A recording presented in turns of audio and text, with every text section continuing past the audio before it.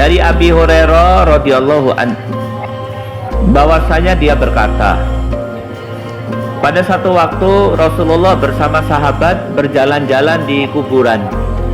Sampailah Rasulullah di satu kuburan. Tiba-tiba Rasulullah berhenti dan berkata, "Man sahibah hadal qabr?" Ini kuburannya siapa? Faqalu fulan. Para sahabat menjawab, ini kuburannya Pak Fulan. Faqala, Rasulullah bersabda, "Rak'atani ahabba ila hada min baqiyati dunya." Salat sunnah 2 rakaat lebih dicintai oleh si mayit daripada dunia yang kalian punya. Ikhwan fillah rahimakumullah, dari hadis ini maka para ulama mengambil satu kesimpulan. Apa kesimpulannya? Aktivitas yang paling utama yang dilakukan oleh sahibul qabr, mayit yang ada di kuburan, adalah an-nadama, penyesalan. Pagi menyesal, sore menyesal, malam menyesal, siang menyesal, hari ini menyesal, besok menyesal, terus sampai dibangkitkan. Itu bisa ratusan tahun. Kenapa dia menyesal? Nggak sholat sunnah 2 rakaat, nggak sholat fardu, lebih menyesal. Tidak taat pada Allah, lebih menyesal. Nggak sholat sunnah 2 rakaat toh, menyesal. Nah, ikhwan fillah rahimakumullah, pada kesempatan pagi malam ini saya akan menyampaikan satu pemahaman. Apabila tidak difahami oleh seseorang, menyesal selama dia berada di kuburan. Maka mumpung kita masih hidup, mari kita pahami. Mudah-mudahan dalam waktu yang singkat ini kita bisa memahami. Menyesal di kuburan itu musibah besar, Pak. Kalau menyesal selama hidup tidak ada masalah, karena Rasulullah bersabda, at-taubah an-nadama. Tobat itu adalah penyesalan. Hanya dengan menyesal seseorang akan sampai kepada tobat. Allah Subhanahu wa taala berfirman, "Wa tubu ilallahi jami'an ayyuhal mu'minun la'allakum tuflihun." Bertobatlah kau kepada Allah wahai orang mukmin supaya kau sukses, bahagia, dan pintu gerbangnya adalah penyesalan. Tapi kalau menyesal di alam kubur, musibah kabiro, musibah besar. Kenapa menyesal? Semua amalan yang ditinggalkan disesalkan. Dan pada kesempatan kali ini saya akan menyampaikan satu pemahaman. Kalau tidak difahami oleh seseorang, menyesal dia beratus-ratus tahun. Pemahaman apa itu? Yaitu memahami la ilaha illallah. Rasulullah bersabda, "Man qala la ilaha illallah wa huwa ya'lam dakhalal jannah." Rasulullah bersabda di dalam satu hadis, barang siapa yang berkata la ilaha illallah wa huwa ya'lam, dia tahu la ilaha illallah, masuk jannah. Loh, kalau tidak tahu gimana? Wallahu a'lam. Pak, Abdullah bin Ubay itu pimpinan orang munafik. Itu membaca la ilaha illallah fasih. Saya pernah ceritakan Abdullah bin Ubay itu kalau sholat 5 waktu di belakang Rasulullah. Rasulullah imam, dia di belakang. Setelah selesai sholat mau pisah sama Rasulullah, sahabat lain kalau rangkulan sama Rasulullah biasa, tapi Abdullah bin Ubay rangkulannya lama. Sampai tangannya Abdullah bin Ubay masuk di kantong Rasulullah. Fasih la ilaha illallah. Tapi dia nggak paham. Walam ya'lam. Munafik. Kecebong itu bisa baca la ilaha illallah. Sontoloyo, gondrowo, tapi dia nggak paham. Nah, maka para ulama mengambil satu kesimpulan. Syarat utama memahami la ilaha illallah al-ilmu wal fahm, yaitu memahami. Allah Subhanahu wa taala berfirman, baca saya. Surat 47 ayat 19. Apa kata Allah? Surat Muhammad ayat 19. Fa'lam annahu la ilaha illallah. Fahamilah. Maka ketahuilah, pahamilah bahwa tidak ada ilah yang patut disembah selain Allah. Sama dengan hadis tadi. La ilaha illallah, dasarnya harus paham. Maka pada kesempatan ini mari kita pahami. Karena para ulama mengambil satu kesimpulan. Kenapa akidah seseorang rusak? Kenapa akidah seseorang rusak?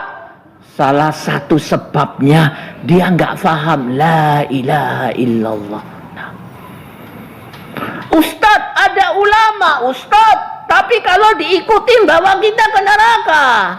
Ada pemimpin Ustadz, diharapkan bisa bawa ke jannah, tapi kalau lihat gelagatnya kok bawa kita ke neraka.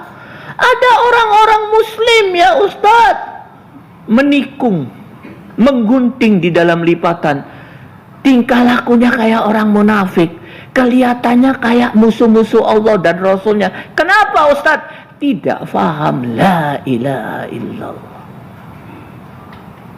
Nah, mari kita fahami la ilaha illallah terdiri dari 4 kata.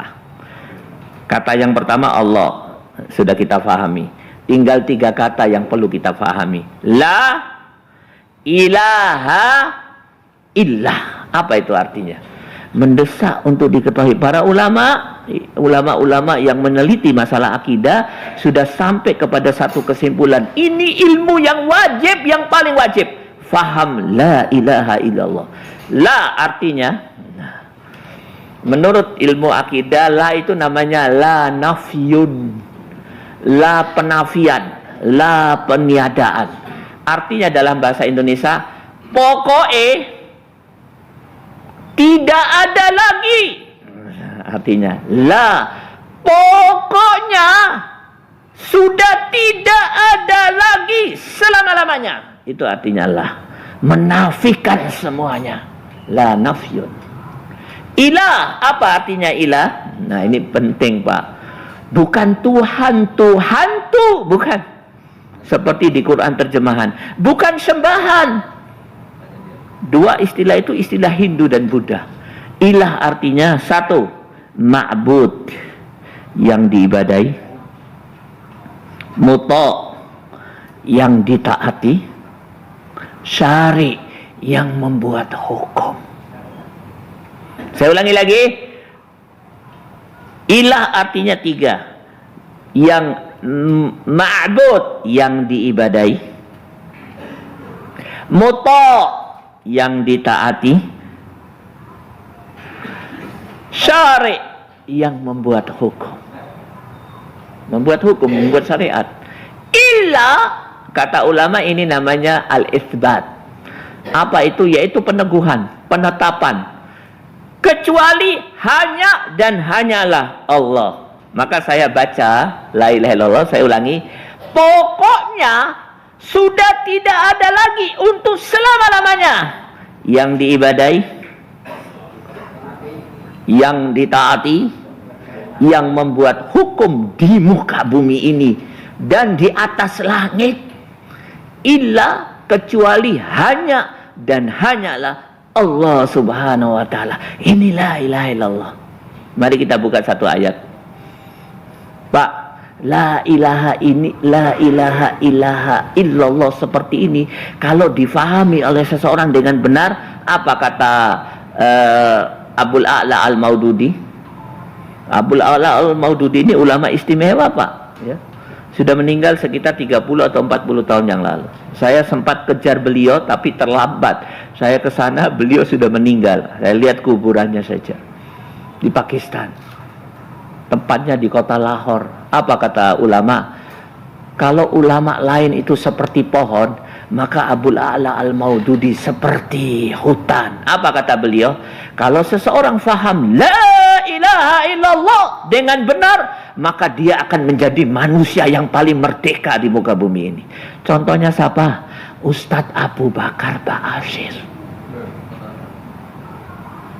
Ustadz Abu Bakar ini sakit apa? Penyakitnya 3.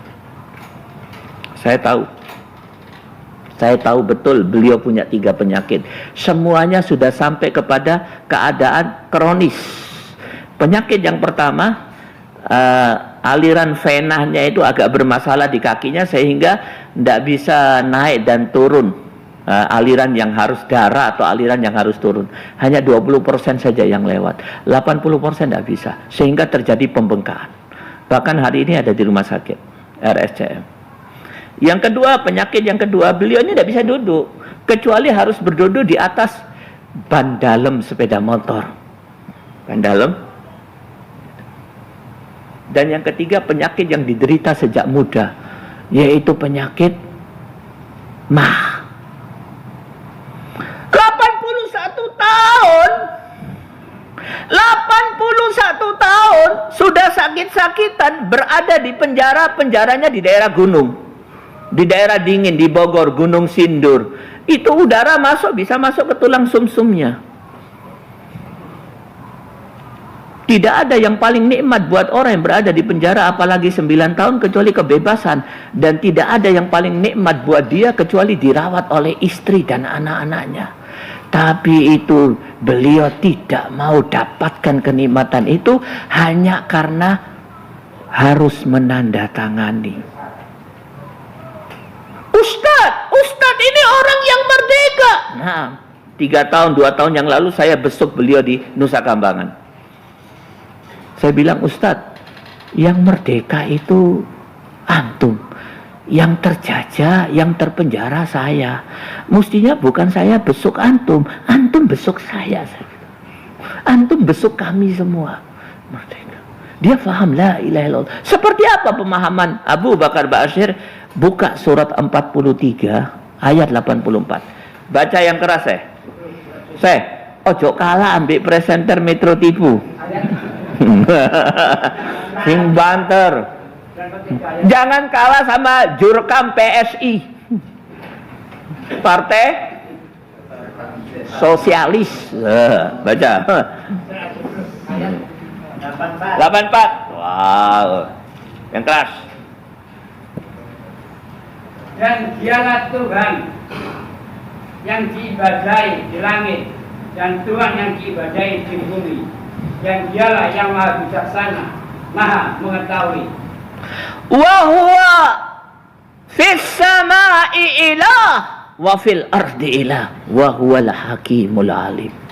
Dialah Allah, ilah di langit dan ilah di bumi. Ilah tadi, dialah Allah yang ditaati di langit dan di bumi, yang diibadahi di langit dan di bumi, yang membuat hukum di langit dan di bumi. Pak, ada 2 syirik besar yang hari ini banyak dilakukan oleh kaum muslimin. Apa itu? Mengakui Allah ilah di langit tapi bukan ilah di bumi. Saya yakin Allah yang ditaati, diibadahi, membuat hukum di langit. Di bumi siapa? Saya. Kami yang berkuasa yang harus ditaati, yang diibadahi, yang membuat hukum manusia. Syirik. Cuman kesirikan itu tidak nampak, tidak kelihatan karena dikemas dengan kemasan yang sangat indah. Antum tahu nama kemasannya apa? Sekularisme. Anak emasnya namanya demokrasi. Syirik. Antum tahu ajaran utama sekuler dan demokrasi apa? Allah hanya berkuasa di langit, di bumi ora. Yang membuat hukum di bumi manusia. Syirik. Ada lagi syirik yang kedua, lebih teruk lagi. Apa itu? Yaitu seseorang mengakui Allah atau meyakini Allah bukan ilah di langit dan bukan ilah di bumi. Bukan yang ditaati di langit, bukan yang diibadahi di langit dan di bumi, bukan yang membuat hukum di langit dan di bumi. Syirik besar, cuman tidak terlihat karena kemasannya indah sekali. Kemasannya namanya apa? Komunisme. Anak emasnya namanya sosialisme.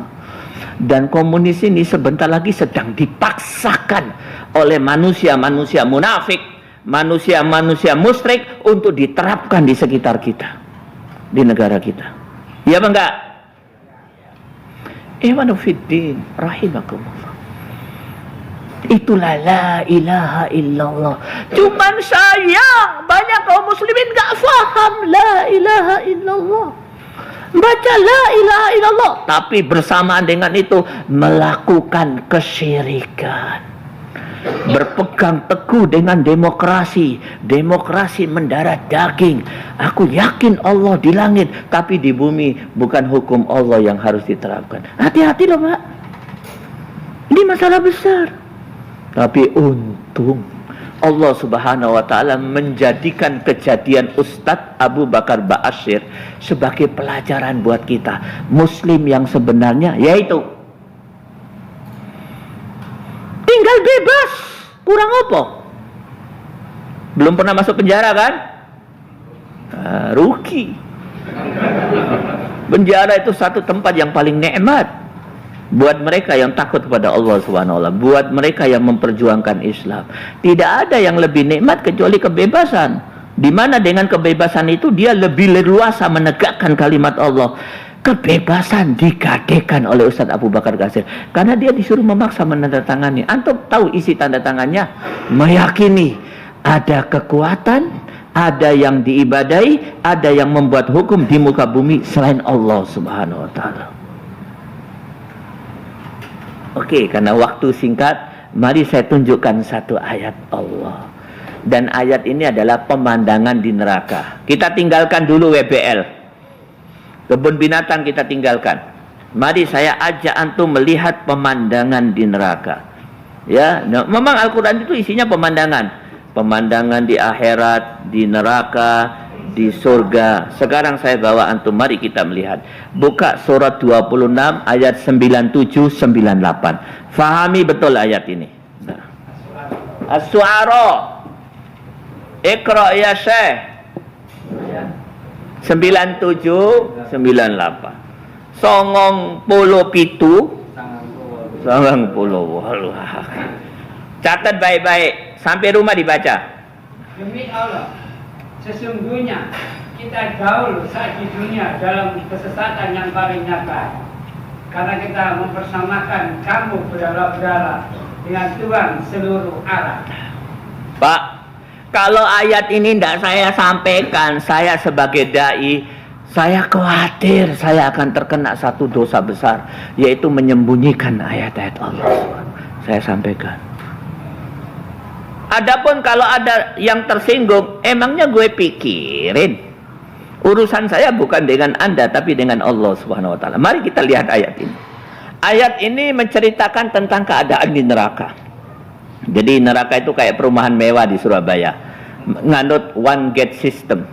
Sistem satu pintu. Tiba-tiba di dalam ayat itu dijelaskan ahli neraka lagi duduk-duduk. Tiba-tiba salah satu daripada ahli neraka dia berdiri. Dengan tegas dia berkata kepada kawan-kawannya, Inna kunna lafi dalalim mubin. Apa? Kata pertamanya apa? Demi Allah. Wallahi apa? Wallahi in kunna lafi dalalim mubin, kata dia. Demi Allah, kita ini manusia yang paling sial, kata dia. Loh kenapa? Kita sesat di dunia, mati masuk neraka. Seluruh harta kita tidak ada manfaatnya, ibadah kita tidak ada manfaatnya, infak kita tidak ada manfaatnya. Kenapa? Sesat di dunia, mati masuk neraka. Kita inilah orang yang paling malang di antara orang yang malang. Orang malang pun kalah malangnya sama kita. Tahukah Anda kenapa kita seperti ini? Sial di atas kesialan. Tiba-tiba dijawab oleh orang ini. Rada pintar titik orang ini. Jawabnya dia dengan menunjuk ahli neraka yang lain. Seret. Itnusawwikum birabbil alamin. Kami sesat di dunia, mati masuk neraka, musibah selama-lamanya karena satu sebab. Itnusawwikum birabbil alamin. Karena kami mempersamakan kau sama dengan Allah. Saya buka 10 tafsir, Pak. Tidak ada satu tafsir pun yang mengatakan menyamakan ahli neraka yang ditunjuk dengan Allah dalam hal penciptaan. Ahli neraka yakin betul pencipta alam semesta hanya Allah. Mempersamakan dalam hal apa? Saya buka 10 tafsir, semuanya mengatakan fitoah, dalam hal ketaatan. Atau dengan bahasa lain, kami masuk neraka, sesat di dunia karena mentaati kau dan tidak mentaati Allah Subhanahu wa ta'ala. Dari ayat ini kita bisa mengambil satu pelajaran. Sesat seseorang di dunia, mati masuk neraka karena satu kesalahan. Apa itu? Taat pada manusia dan tidak taat kepada Allah Subhanahu wa ta'ala. Serius loh Pak. Ternyata Tuhan yang paling besar di muka bumi ini, penyesat yang paling besar manusia. Dan ditaati manusia tersebut, padahal kebijakannya bertolak belakang dengan perintah Allah dan Rasul. Sekularisme, demokrasi, komunisme, sosialisme, dasar utamanya, sumber daripada segala sumber hukumnya yaitu ketaatan kepada manusia, ketaatan kepada produk hukum buatan manusia, dan meninggalkan Al-Quran, meninggalkan Allah Subhanahu wa ta'ala. Faham sampai di sini? Ustadz belum faham, saya beri satu ayat lagi. Monggo. Surat 42 ayat 21. Mestinya ayat sepenting ini sudah diajarkan oleh guru kita waktu kita kelas 2 SD. Tapi karena guru kita lebih mementingkan matematika, laboratorium, dan komputer, ayat sepenting ini nggak diajarkan kepada kita. Alhamdulillah kita paham. Terlambat lebih baik daripada tidak sama sekali. Baca. Ayat 1. Nggih. Apakah mereka mempunyai sesembahan selain Allah yang menetapkan aturan agama bagi mereka yang tidak diizinkan diridhai oleh Allah, dan sekiranya tidak ada ketetapan yang menunda hukuman dari Allah, tentulah pastilah hukuman di antara mereka telah dilaksanakan. Pak, iki jenenge ngaji akidah. Antum tahu ngaji akidah di zaman sahabat, zaman salafus soleh, zaman orang terdahulu, itu waktu mendengar sambil menangis. Pulang daripada itu takut. Kemudian di situ dia mendapatkan satu ilmu yang mendasar, itu akidah. Bukan ngaji akidah itu bingung dengan definisi. Banyak cerita-cerita, kalau ditanya ya apa ceritai, Ustadz ceritai lucu. Ini ngaji akidah. Ngaji akidah itu menciptakan satu ikatan baru buat diri kita. Kita terikat dan kita rela diikat oleh ikatan itu. Itu namanya akidah. Makanya namanya akidah. Akidah itu ikatan. Kalau kita sudah paham, kita terikat. Tapi intinya bedanya kita rela dengan ikatan tersebut. Mari saya tunjukkan ayat ini. Mau mendengar ayat ini? Nambah ikatan tidak apa-apa? Ya Allah, kami rela diikat oleh ikatan ini, asal engkau ridho pada kami di dunia dan di akhirat. Begitu Pak. Surat 43 ayat 21, apa kata Allah Subhanahu wa ta'ala? Amlahum syuraka syara'u lahum minad din ma lam ya'dam bihillah walaula kalimatul fasl laqudiya bainahum. Ayat 21. Apa kata Allah Subhanahu? Sudah, kan sudah dibaca tadi.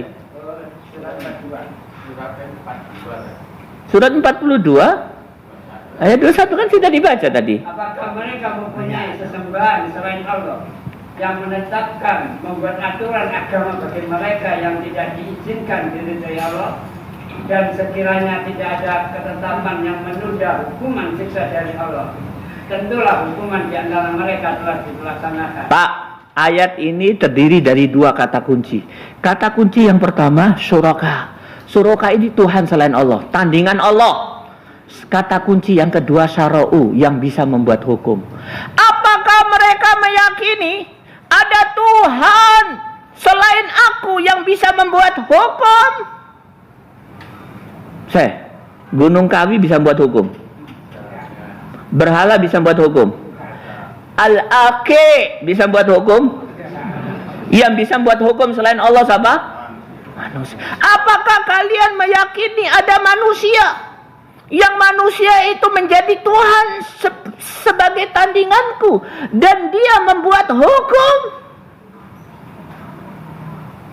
Walaula kalimatul fasal laqudiya bainahum. Kalau bukan karena keputusanku, hukuman itu di akhirat, ditunda di akhirat, aku akan hukum kau sekarang, case on hand. Kenapa kami dihukum ya Allah? Karena mengakui ada Tuhan selain Allah yang Tuhan itu bisa membuat hukum. Serius loh Pak. Loh Ustaz, seserius ini kok kami baru dengar. Inilah persoalan dakwah di negeri ini. Kok tidak diajarkan ke anak-anak kita di sekolah-sekolah Islam? Inilah persoalan pendidikan di negeri ini. Yang penting gak diajarkan, yang gak penting dipenting-pentingkan.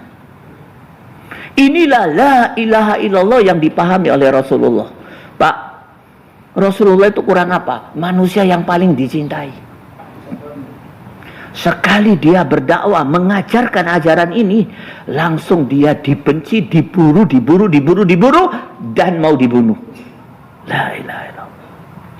Antum tahu Nabi Ibrahim? Antum tahu bapaknya Nabi Ibrahim Azar? Ada yang mengatakan bapak, ada yang mengatakan paman. Kalau sekarang saya umpamakan ketua menteri agama dan ketua MUI. Gabungan antara ketua MUI dan menteri agama. Konsultan keagamaannya Namrud yang buat patung. Anak tokoh masyarakat. Nabi Ibrahim tokoh, tapi karena dia mengajarkan la ilaha illallah dan la ilaha illallah yang benar, maka dia baru pada saat awal dakwanya disiksa dengan penyiksaan yang paling kejam di masa itu, dibakar hidup-hidup. Itu la ilaha illallah. Cuman sayang la ilaha illallah seperti itu tidak banyak diketahui oleh kaum muslimin hari ini. Maka saya ulang lagi hadis Nabi. Man qala la ilaha illallah wa huwa ya'lam dakhalal jannah.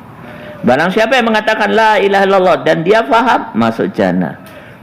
Apa yang difahami? Untuk pemula cukup 3 tadi.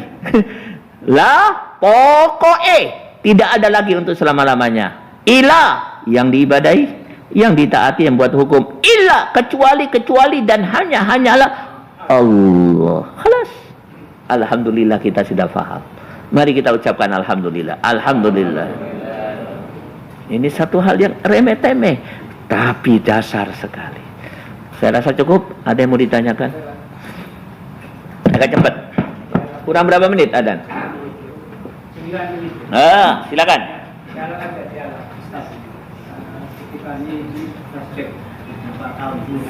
Flashback.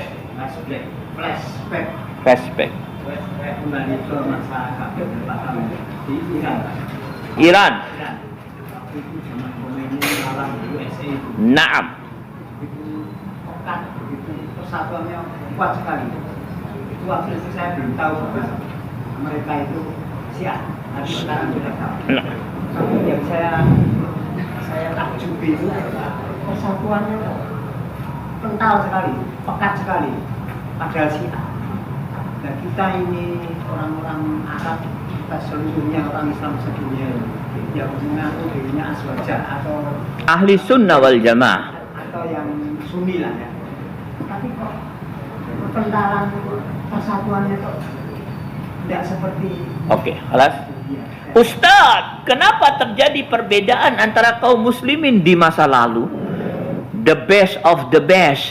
Sementara kaum muslimin di masa kini bermasalah, dijajah, kalaan, terhina, darah yang paling banyak dikucurkan darah kaum muslimin. Sementara kaum muslimin di masa lalu apa kata Allah? Wa kana haqqan alaina nasrul mu'minin. Menjadi wajib buat kami untuk menolong orang mukmin. Kenapa terjadi perbedaan itu? Dijawab oleh Allah. Perbedaan ini setunggal mawon gitu. Di mana perbedaannya? Mari kita lihat jawaban Allah. Baca yang cepat. Surat 49 ayat 17. Ayat 14. Al-Hujurat ayat 14. Di sini jawabannya. Orang-orang Arab Badui berkata, kami telah beriman. Katakanlah kepada mereka, kamu belum beriman, tapi katakanlah kami telah tunduk Islam, karena iman belum masuk ke kalbumu. Dan jika kamu taat kepada Allah dan Rasulnya, jadi tidak akan mengurangi sedikit pun pahala amalmu. Naam. Allah Maha Pengampun, Maha Penyayang. Ayat ini menjelaskan, dulu ada Al-A'rab, orang-orang Arab gunung. Jarang ngaji, jarang turun ketemu Rasulullah. Dia sudah mengatakan amanna, kata Allah, jangan kau berkata kami telah beriman, katakanlah aslamna, kami baru Islam, karena iman belum masuk ke dalam dada kita. Dan kondisi masa lalu ini dialami oleh kaum muslimin hari ini. Ngaku beriman, kata Allah, belum beriman kau. Kau itu masih Islam, belum masuk iman ke dalam dirimu. Padahal Allah berjanji, wa kana haqqan alaina nasrul mu'minin, menjadi wajib buat kami untuk menolong orang mukmin, bukan orang muslim. Paham Pak ya? Nah, sekarang kita baru mengaku Islam, belum masuk iman. Kalau sudah masuk iman, apa kata Allah Subhanahu wa taala? Apa kata Allah Subhanahu wa taala? Innallaha yudafi'u 'anil ladina amanu. Sesungguhnya aku Allah akan mempertahankan orang mukmin, tidak akan diganggu sedikit pun oleh musuh-musuhnya. Loh, tapi hari ini kita diganggu. Darah yang paling banyak dikucurkan darah kita. Bayi yang paling banyak dibunuh bayi kaum muslimin. Kan kata Allah, 'anil ladina amanu, orang yang beriman, bukan orang Islam. Kita baru Islam. Maka insya Allah pada kajian yang akan datang kita akan mempelajari bagaimana caranya supaya kita bisa menjadi orang yang beriman. Mungkin begitu Pak ya. Sudah hampir adzan. Sudah selesai? Satu lagi. Anta. Kenapa ya diantaranya orang dulu itu tauhidnya sangat kuat, sekarang ini tauhidnya kok sangat lemah? Sudah? Ya. Jawabannya banyak, tapi yang paling mendasar tidak faham la ilaha illallah. Mereka pada saat itu faham. Dikatakan la ilaha illallah setiap hari mengucapkan. Ya, tapi tidak tahu artinya. Ilah saja di Quran terjemahan diartikan Tuhan, Tuhan tuh. Tidak ada yang tahu bahwa beda antara Tuhan, Tuhan dan sesembahan dengan yang diibadai, yang ditaati, yang membuat hukum, beda. Tidak paham. Ketidakfahaman terhadap la ilaha illallah bisa membuat akidah seseorang rusak. Ini penting. Makanya ulama mengambil satu kesimpulan, pelajaran pertama, fahami la ilaha illallah. Para sahabat faham betul. Setelah mengucapkan la ilaha illallah, Mus'ab bin Umair, dia kerahkan seluruh potensinya untuk membantu Rasulullah SAW. Abu Bakar As-Siddiq, orang paling kaya, paling tahu ilmu nasab, paling tokoh. Setelah dia faham la ilaha illallah, dia menjadi pembela Rasulullah SAW. Dia faham. Sementara saiki la ilaha illallah orang faham. Jadi ini apa? Jadi kecebong. Jadi munafikin. Orang munafikin itu kalau antum ke rumahnya, di ruangan tamunya ada kaligrafi la ilaha illallah. Kalau suruh baca la ilallah merdu sekali. Tapi orang faham. Baru faham. Padahal ini saya baru menyampaikan satu. Ada 7 rukun syarat la ilaha illallah. Nomor 1 baru faham. Nomor 2 yakin. Belum lagi nomor 3, nomor 4, nomor 5 dan lain sebagainya. Paham ya? Ada mahabbah, ada ingkiyah dan lain sebagainya. Begitu saya. Baru nomor 1 sudah salah. Jawabannya seperti itu. Mudah-mudahan apa yang saya sampaikan memberikan manfaat bagi diri saya juga buat semuanya. Bisa difahami apa yang saya sampaikan? Setuju? Ya, kalau nggak setuju dosa. Wong yang saya sampaikan ayat semuanya. Maksud saya bertanya dengan pertanyaan yang terakhir ini, sekali dapat ayat dipegang sampai mati. Ajarkan kepada anak istrimu ayat Quran. Wabillahi taufiq wal hidayah. Assalamualaikum warahmatullahi wabarakatuh.